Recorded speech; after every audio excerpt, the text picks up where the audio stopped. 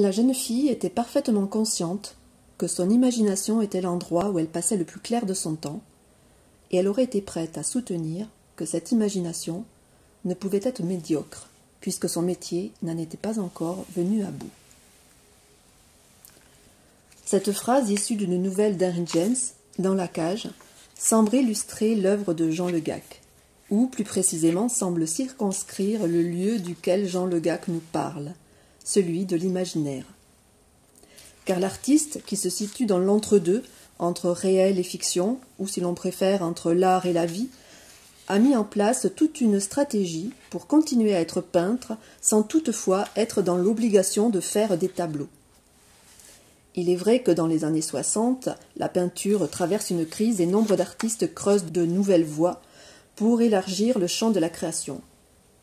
Jean Le Gac, quant à lui, va sacrifier l'œuvre peinte au profit de la figure du peintre qui va alors lui servir de doublure pour vivre l'art en différé.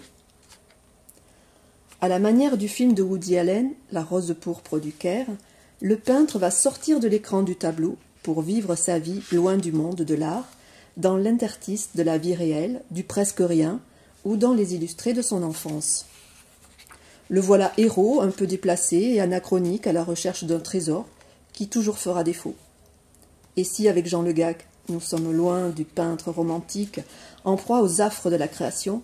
il préserve toutefois une certaine image populaire en dotant sa figure du peintre, son alter ego, de tous les attributs de l'aventurier.